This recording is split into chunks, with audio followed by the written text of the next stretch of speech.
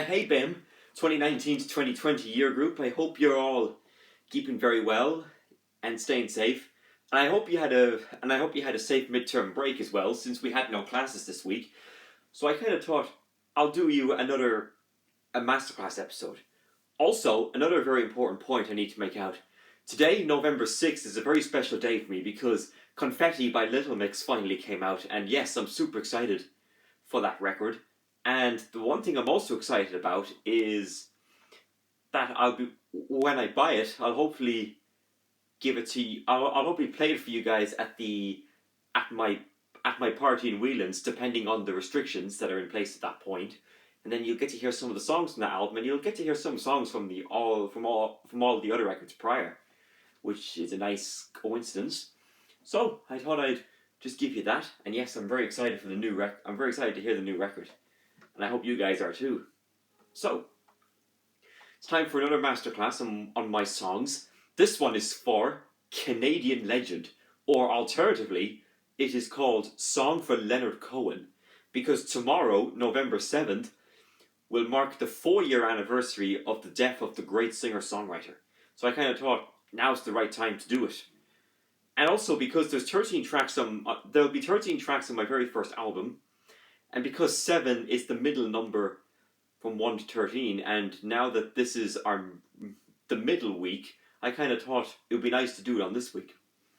So, as always, I'm going to tell you how I got the title, I'll give you some of the lyrics, and I'll play some of the music for you. And I'll play it on the keyboard as well. So, Canadian Legend. Why did I call this one Canadian Legend? I called it Canadian Legend because Leonard Cohen is one of the greatest artists of all time. He's way up there, and he's one of my all-time favourite songwriters too. Easily. He's up there with Dylan and Paul Stanley from Kiss, and loads of other great songwriters. And I think his music has really had a good influence on me when I was growing up.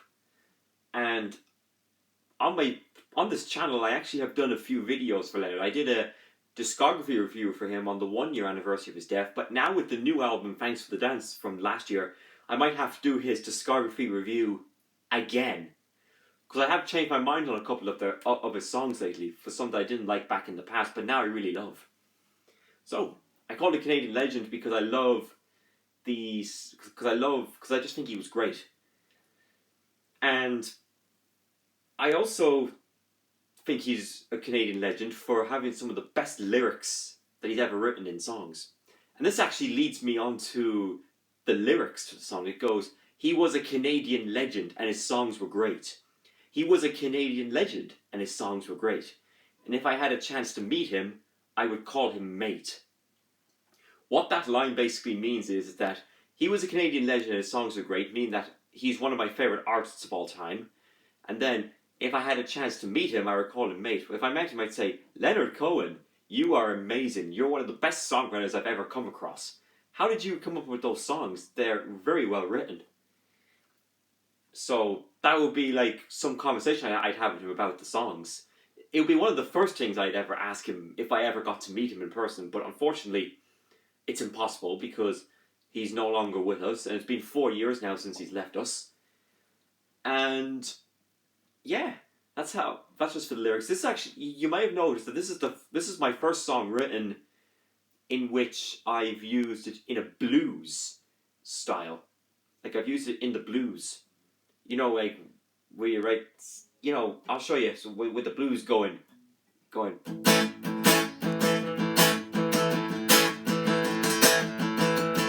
Where it has that thing, and then when you repeat it, it goes to the.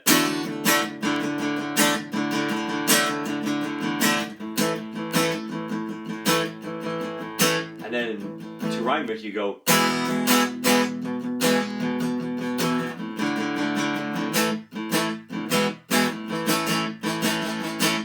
So that's basically the whole blues structure. I think that would be perfect for contemporary blues music. So, I like it. Another cool lyric I have in this song is, he started out as a poet, but it didn't go so well. He started out as a poet, but it didn't go so well. And then one day he became an artist, and which meant time would tell. What it means is that he started out as a poet and he wasn't really making much money out of it. So he was kind of thinking, you know what? I think I might turn these into songs. Maybe I'll record an album and see what happens. And he did. And then it became Songs of Leonard Cohen, which is my favourite album from his early years. And it has my favourite song by Leonard Cohen on it called Suzanne. And I love that song. I also love So Long Marianne and Sisters of Mercy and Stories of the Street. I mean, I love the whole album. It's one of my all-time favourites. But I love I'm Your Man from the 80s. That's probably my favourite of the later years. And I love The Future and 10 New Songs. That's a great album. And I actually love Old Ideas. I don't see why people don't like it that much, but I love it. And I love You Want It Darker. The one that was released 3 weeks before he sadly passed away. And I somewhat like the new album, Thanks for the Dance. All the other albums that he's done are really good, but they don't match up to par. At least for my taste. So that's with that one. And then when I had the line that's why when I said he then became an artist, which meant time would tell, it mean that time would tell that one day he would become a great singer-songwriter. And you know, Rolling Stone magazine only named him the 16th greatest songwriter of all time, which is a little bit too low on the list in my opinion. But then you see Leonard Cohen took ages to write songs. Like I remember he once had a conversation with Bob Dylan, and I don't know which song Bob Dylan wrote. I think it was License to Kill. And I think Leonard asked him, how long did it take you to write the song? And I think Bob Dylan said, about 15 minutes. And then Bob Dylan asked Leonard Cohen, how long did it take you to write Hallelujah? And he said, 3 years. For me, writing my own songs, it takes like under a day. Like, that's how I write the songs. Because I want to try and make sure that it goes to the verse, chorus, and all that. Whereas in this song, Canadian Legend, it's only just verses. There's no chorus. But there is one little refrain in the song, or as I tend to call it, the bridge. I'll get to that bit in just a moment. Another really, really important lyric I have is, when I heard that he had died, I broke down and I cried. Obviously, I was very gutted when Leonard Cohen passed away. And it kind of pounded me in the heart when I found out. And I was in class at the time, and when I heard that he passed, I completely felt selfish of not leaving the class to take some time out. I pretty much felt very selfish not doing that.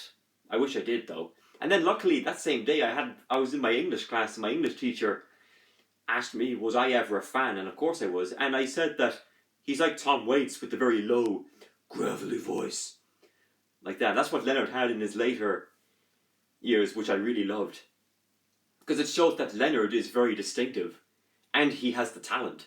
He was inducted into the Rock and Roll Hall of Fame by Lou Reed. Which was a nice coincidence, because at least Lou Reed has a very deep voice too. So I thought it made sense for a deep voice singer to induct another deep voice singer into the Hall of Fame. So there you go.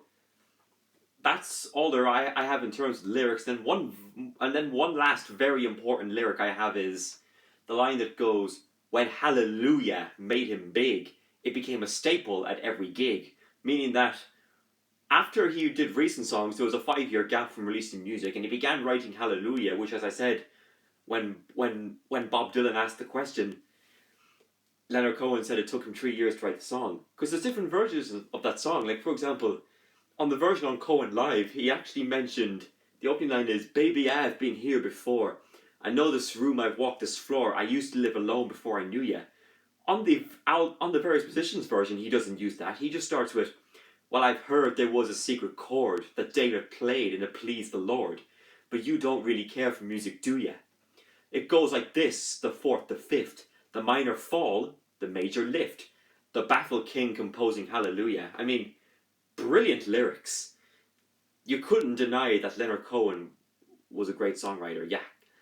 You just couldn't deny it. He's easily one of the best songwriters on the planet. Well, that ever lived.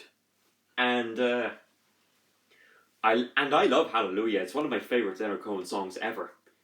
And it's definitely in my top 5 for sure. And the song has been covered by over 100 different artists. Alexandra Burke covered it. And Jeff Buckley covered it. His version was pretty good. And even Rufus Wainwright covered it. And it was in the Shrek film as well. And even John Cale from the Velvet Underground covered it too. So that was a nice coincidence. And I just think And then in the Shrek version, he doesn't mention the your fate was strong, but you needed proof. You saw her bathing on the roof. The beauty in the moonlight overthrew you. I mean, he should have though, because then you see the song is variized. It's like it's varied all the time.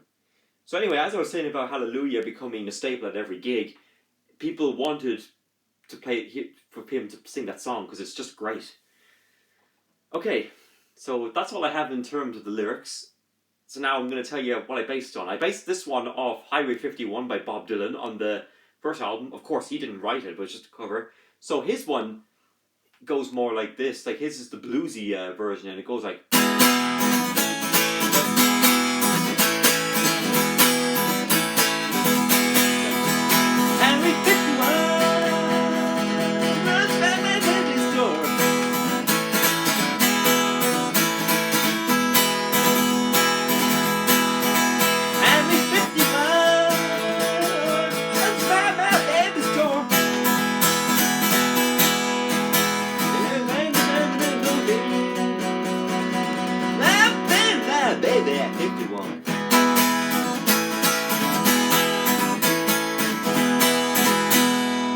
So it has that kind of, so he did it in that style, and actually, and surprisingly, Bob Dylan used that for the "It's Alright, Ma, Money Bleeding," which is a really good Bob Dylan song.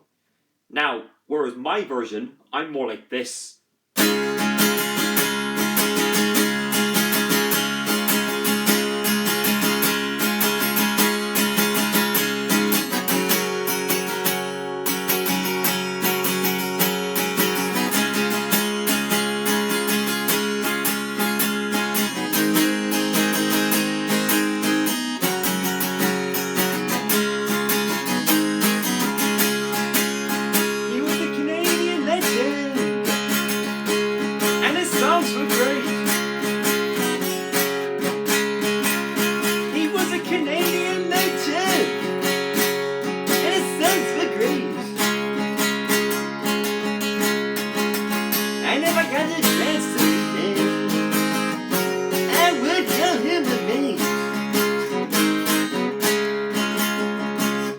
So I think for the studio version, my own version, I might make it like that.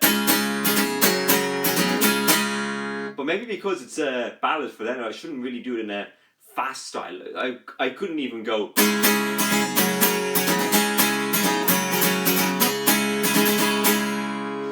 So I didn't really want to do it like that, using the C sharp minor chord. So that's what I based on in terms of the lyrics and the music. So now what I'm going to do is get you the piano. So let me just put my guitar over there. Hold on. And let me unplug this.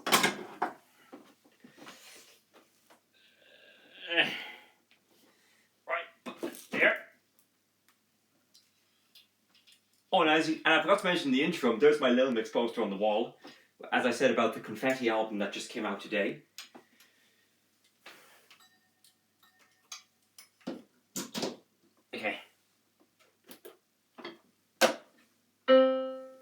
Okay, so I'm going to now go to the tempo, go to rhythm, and then put it on the 6, and just let me test it. Yep, that's the right volume. And then what I'll do is test it on the keyboard too. And then don't forget, guys, you can sing along as well with this song too. Again, the same question as always. Are we bored? Yeah, totally. So, let's get started. Right. You hear that strum? Whoa! And it goes like this. I'll just intro.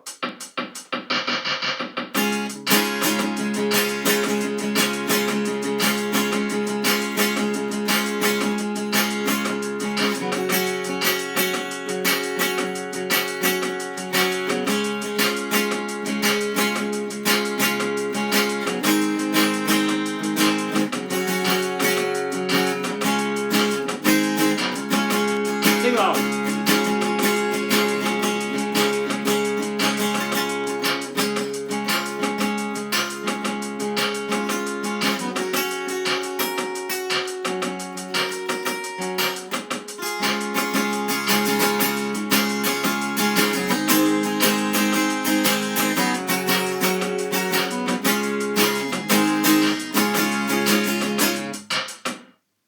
you go.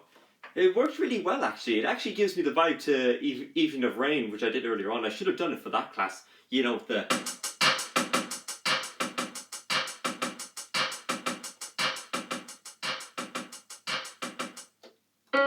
Sorry, I hit the transpose button by mistake.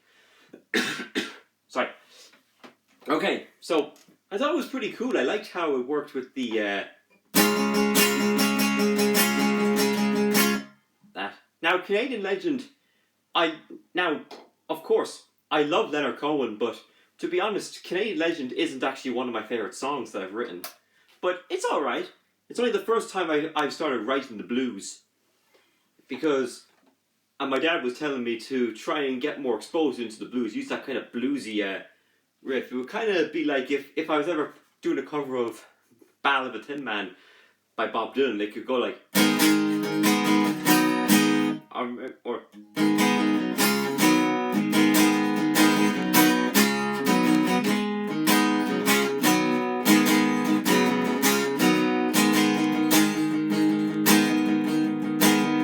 like that kind of thing I should use in some other blues tracks. But there will be a song based on Ballad of a Tin Man in the future. And I mean, I love that song. It's a really good Dylan track. So, I'm going to try and play it on the organ for you now. So, bear with me. Okay, let me just straighten my hair. Right, so this is the Canadian Legend on the keyboard. Let me see now, I'll change the tone. Let's go to 4.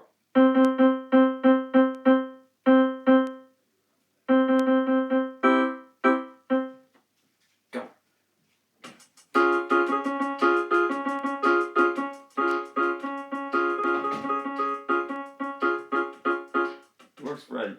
Works really well on that. I'll do the keyboard in a future video maybe. So there you go. That's the end of the Masterclass for Canadian Legend. I hope you all enjoyed it. Remember to stay safe, and I'll see you all on Monday for the second half of term 2 in BIM, and hopefully after Christmas we'll all see each other face to face again. Thank you very much and enjoy your midterm break, and I'll see you on Monday.